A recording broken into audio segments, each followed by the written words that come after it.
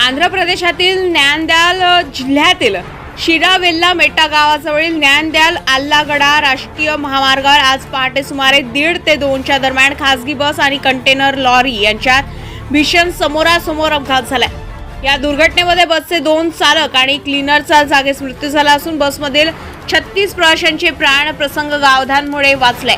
मिळालेल्या माहितीनुसार नेल्लूरहून हैदराबादकडे जाणाऱ्या ARBCVR ट्रॅव्हल्सच्या बसचा टायर अचानक फुटलाय।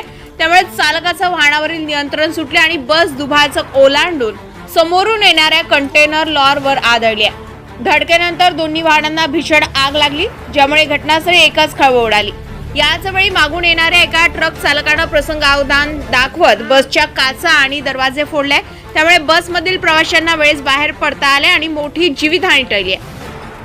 या धाडसी ट्रक चालकाच्या तत्परतेमुळे 36 प्रवाशांचे प्राण वाचल्याचं प्रत्यक्षदर्शींनी सांगितले। अपघाताची माहिती मिळताच स्थानिक नागरिक, पोलीस आणि अग्निशमन दलानं घटनास्थळी धाव घेऊन मदत कार्य सुरू केले। काही प्रवासी आगीच्या झळा आणि धडकेमुळे भाजले व जखमी झाले। किमान 10 प्रवासी जखमी असून त्यांना न्यानद्याल शासकीय रुग्णालयामध्ये दाखल करण्यात आलेलं आहे। सर्व जखमींची प्रकृती सध्या स्थिर असल्याची माहिती प्रशासनाने दिली। या दुर्घटनेनंतर काही काळ महामार्गावरील वाहतूक विस्कळीत झाली होती। पोलिसांनी वाहतूक सुरळीत करण्यासाठी उपाययोजना केल्या। दरम्यान प्रशासनाने अपघाताचे नेमके कारण शोधण्यासाठी तपास सुरू केला असून टायर फुटण्यामागील कारण आणि आगीचा उगम याची सखोल चौकशी केली जाते।